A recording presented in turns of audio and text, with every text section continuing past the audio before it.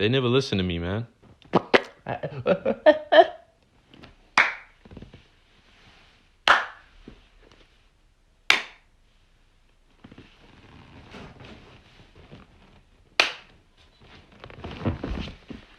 What up? Alright, so welcome to another episode of The Watering Hole. sluRp. This is kind of my current audio setup because I can't afford a mic. Not yet, at least. So we're gonna have to deal with this. This is basically a microphone. Just imagine that the top has like the nice foam, and the bottom section is a nice handle. So it's like a proper mic. Anyway, so I don't know how the audio is gonna come out. I don't know at all, but trial and error. So we'll find out this week on how the audio is gonna sound. And yeah, get it to it. So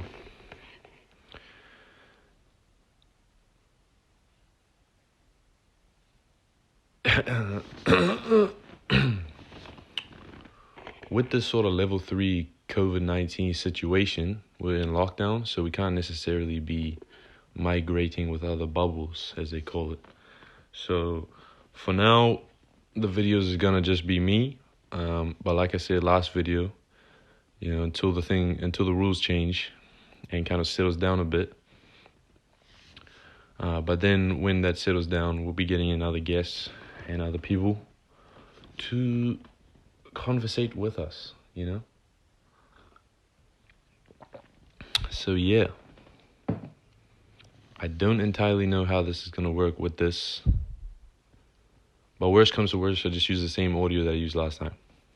A person asked about, brought up the topic of mortality and afterlife. So let's dig into that a bit. My views on it, my perception, and then you guys can comment down below. What your perception of this sort of topic is. So death is definitely inevitable. That's definitely going to happen no matter what. As we know, our idea of death is going to happen. People die. What happens after that, once we die, could be many things. I would be ignorant to say that the only thing that happens is you get deleted from planet Earth and you just go into a black abyss of no conscious, I would like to say that something happens afterwards, it doesn't just go to a black entity of eternal nothingness. It would be kind of cool if you potentially, I don't know, there's so many possibilities if you think about it. Like, well, let's say we die and you end up just taking off your goggles of your VR simulation and you're just some other being of some sort. We class them as aliens, I feel it's kind of weird with this in front of my face, but I'll try to hold it a little bit further away. But yeah, I definitely think there's some form of afterlife. I don't think it's just a black hole of nothingness. And yeah, our idea of death, we just think it's pretty simple, but it's something we cannot explain, We can't have dreams about the afterlife because your dreams are just made up of concepts of reality, what you see and what you've come across in your actual life. So for the human brain to dream something that's never been thought of, never seen before, is impossible. Well, scientifically impossible as we know it. And so, yeah, it's definitely something we have no idea about. We have no true idea of what happens after death. And that's pretty challenging if you think about it. Like, to a lot of people, it challenges them with the way they live life, and a lot of people are scared of death. I'd like to know what you're scared of. Like, if you're scared of death, let me know. Because I'm personally not scared of it. Sounds kind of weird, but I'm slightly looking forward to the day I die. Not because I don't enjoy life as it is. Like, I love life. Love every bit about it. But more or less just to fulfill the curiosity within my brain as to what happens once you pass away.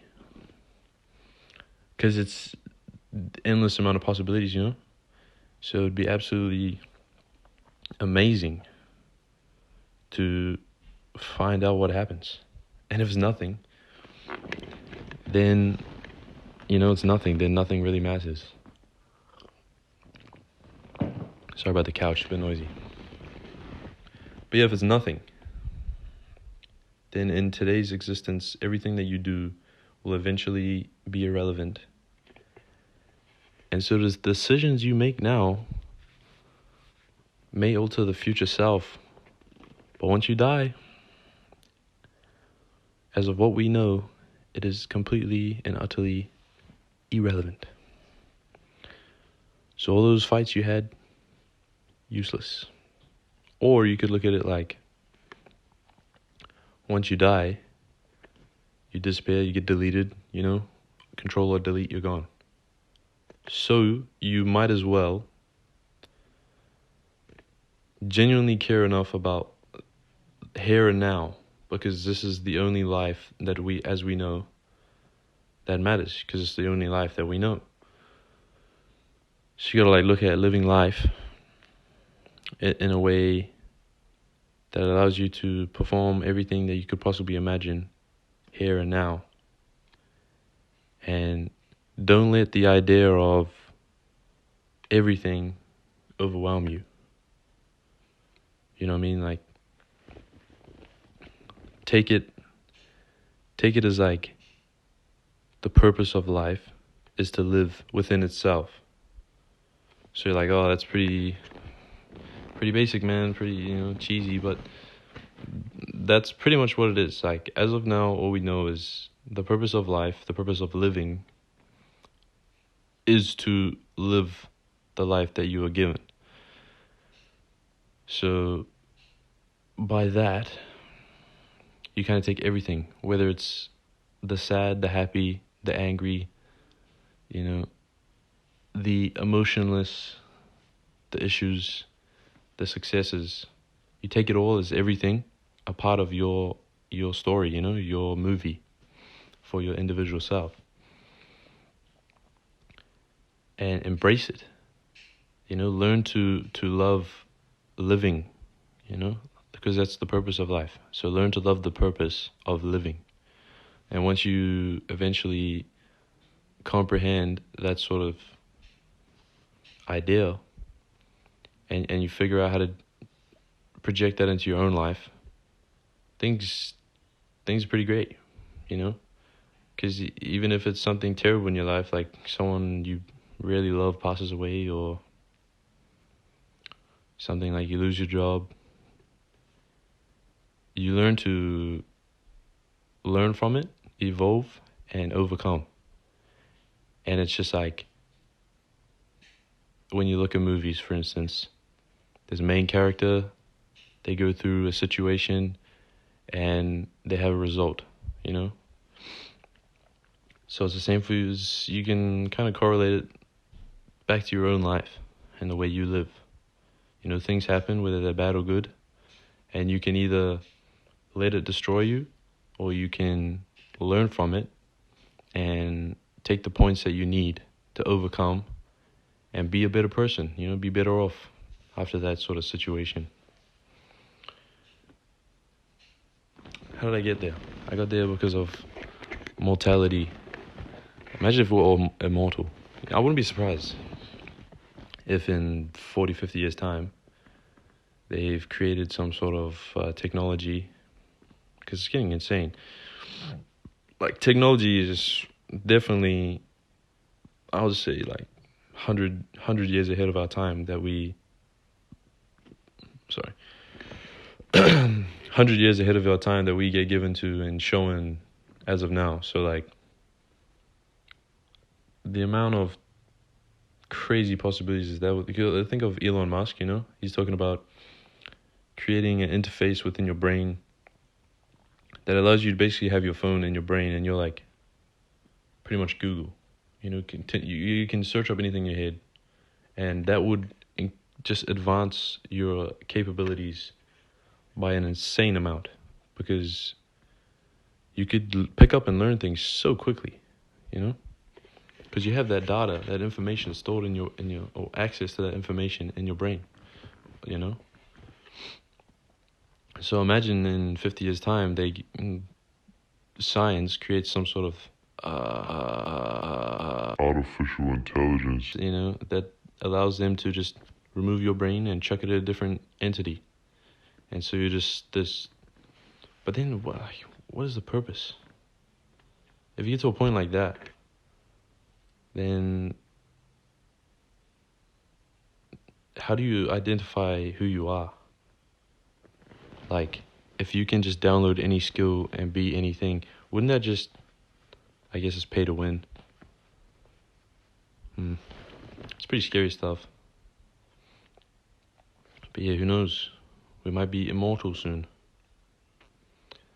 I don't know if I personally would want to be, if I had the choice, between mortality and immortality, to be alive for infinity or die when you get to a certain age. Like a cutoff date. I would probably choose the natural cutoff date rather than immortality, to be honest. But then it has pros and cons to everything. It could be pretty cool being immortal and things you could see and things you could do because you're not going to die. But then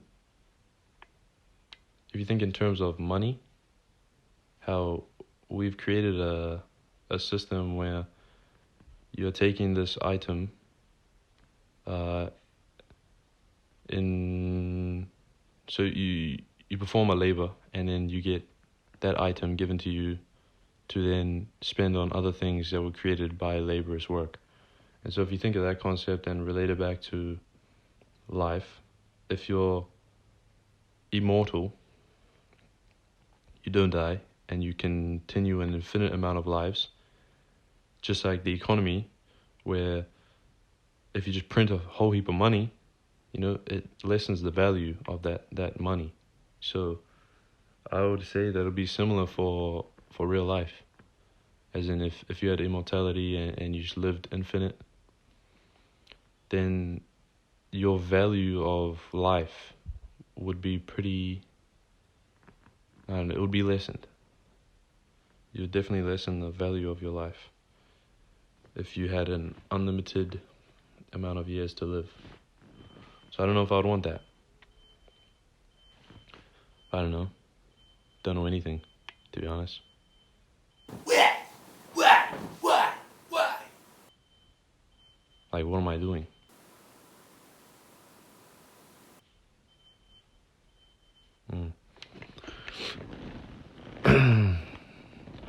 But yeah, another thing. COVID's pretty crazy. Our generation is living through a global pandemic. And it's killing millions.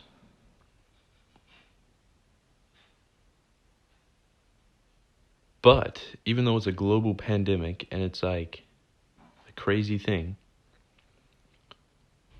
if you look around, you look outdoors, it seems pretty normal. I don't know what part of the country, what part of the world you're from. I don't know how it is for you, but for me, when I look outside, and I go to work still and come home, and on the traveling distances, I look around and it seems so normal. And like a couple weeks before, New Zealand was no longer in lockdown, and everything was back to normal. And in America, there's still people in lockdown and dealing with the death of those from COVID. But it just seems so normal. And then we're going to be classified in the history, when in the future, potentially the future kids who are getting educated by teachers. I don't know what system we'll have in the future. It's definitely the unknown. I can't predict anything. But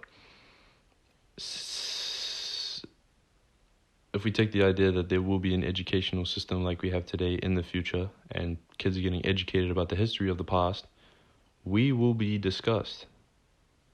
And like your kid could potentially, or your grandchild might go to school, they figure this out, they get taught about 2020 and 2021 or whatever it is, however long it lasts, about a global pandemic and this massive disease that went around killing people and it spread like wildfire. And they ask you, hey Calvin, what were you doing? And I'm just like,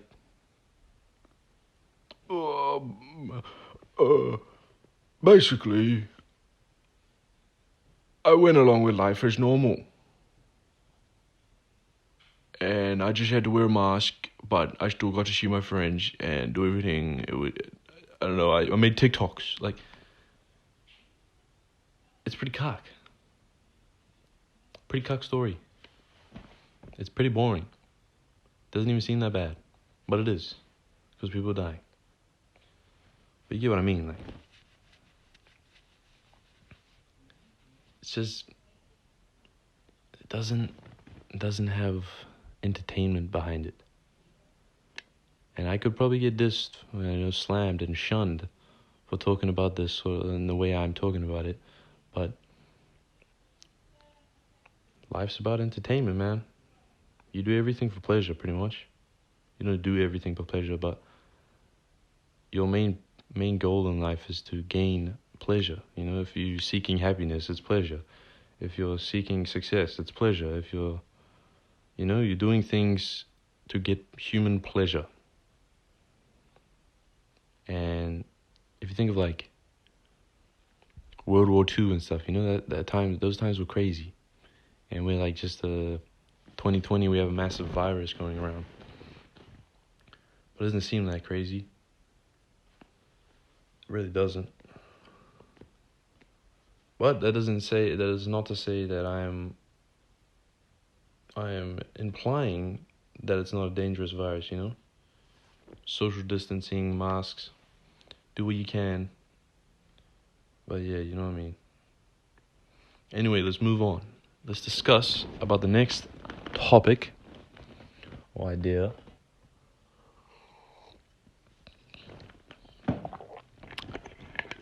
I like to talk on controversial discussions. When you're having a conversation with someone, I hope that you do not let the controversial conversation affect your relationship with that person just because they have a different perception or a different perspective. Because that will completely damage your social life. And so what I'm meaning is you need to learn to separate the emotion behind a discussion. It's not an argument. You're having a discussion or a debate, a conversation, where two people are speaking their own personal opinions and they're saying what's on their mind, like we are. Don't, just because they have a different perception or a different idea to you, don't take it and start shunning them and like, oh, you cannot have this conversation. Like, I don't understand that. I don't understand how just because an individual has a different idea to you, they have perceive in a different manner to what you perceive things to be, with your right and wrongs, doesn't mean you should shun the person. Because if we think bigger than just us, your ideology of what is right and wrong was created from your birth and your upbringing to your societal agreements to what you believe, what you perceive it to be right and wrong. It's your choice, your mental comprehension of what you think is right or wrong is based off of, previous education to yourself. And so necessarily we can't say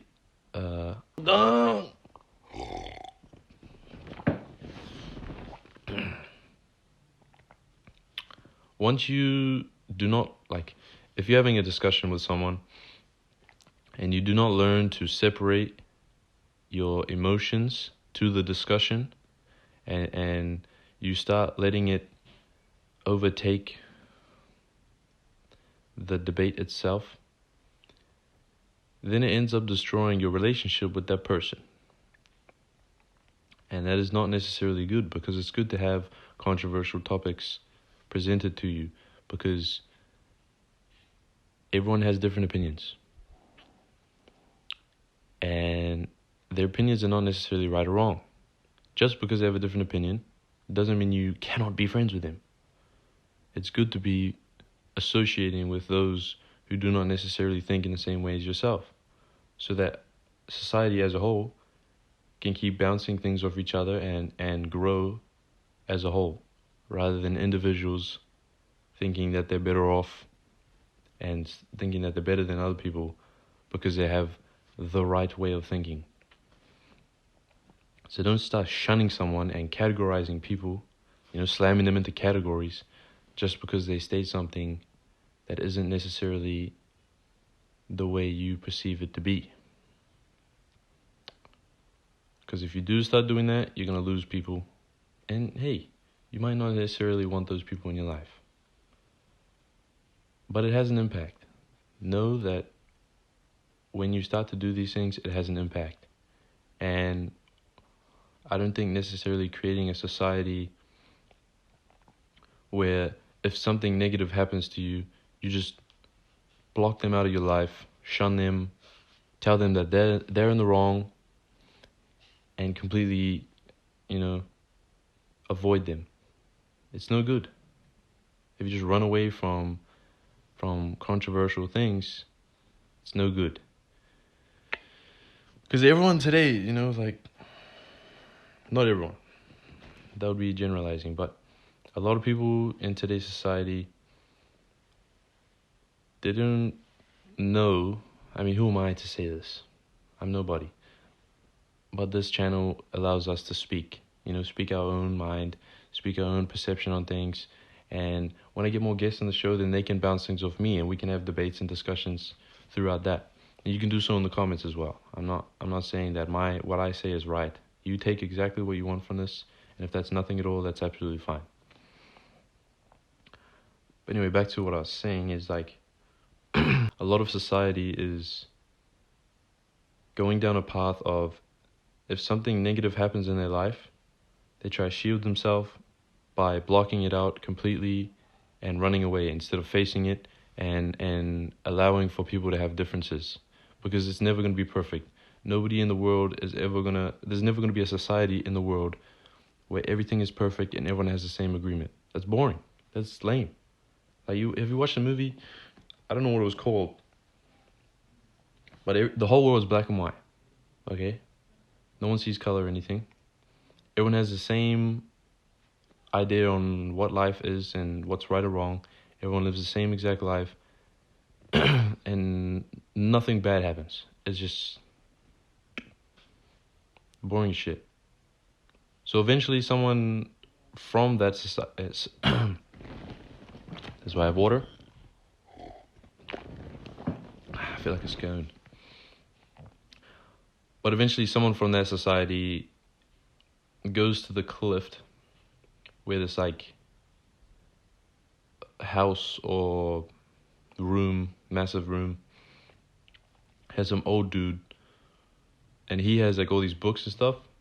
So he's separate from the society, and he sees everything in color, and he sees different topics, different perceptions of things, and nothing's all the same. Everything's different for him, like in our society, our humanity. And then this kid who's seeing everything in black and white stumbles upon this guy and starts seeing things in color, learning and stuff. And then life gets exciting, and then it spreads to more people, blah, blah, blah.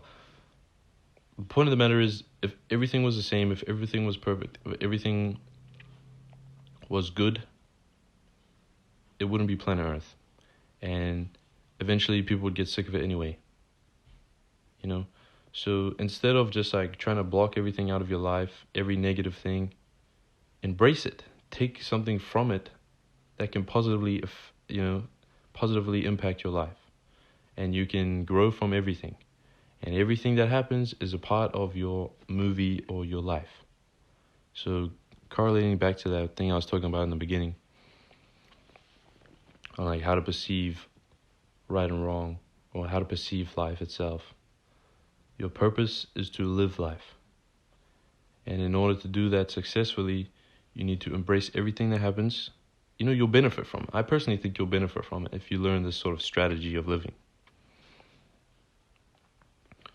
It would definitely benefit you. Because I see a lot of people that are hurt because something bad's happened in their life. But instead of trying to face the situation, I know it's hard, but instead of trying to face the situation, they completely block it out, and it just continuously negatively impacts their life, impacts their ideas, impacts their interactions with humans, with other humans, and it really just follows them for the rest of their life. But then I see people who take the strategy that I'm talking about of living, and yes, they had something negative happen in their life, very negative, but they use it to drive their inner self to succeed in other things. And they face the situation and they take it and they comprehend everything as a whole and say, this is a part of my life, this is what's happened, this is what I'm going to do about it.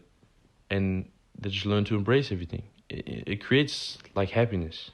It creates a form of happiness when you don't let everything just demolish you and pull you down.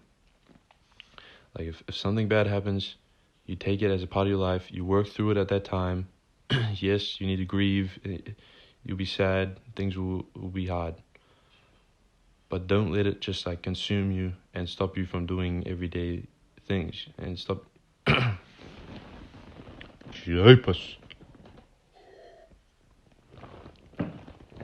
Don't let it consume you and stop you from being you. I was actually talking about discussion, controversial discussions. That's what I was supposed to be talking about. But when you rattle on, just things go in different directions, and you just flow with it. See where you end up. The camera ran out of time. I've been talking for a wee while. So, slurp. Enjoy your night. Adios.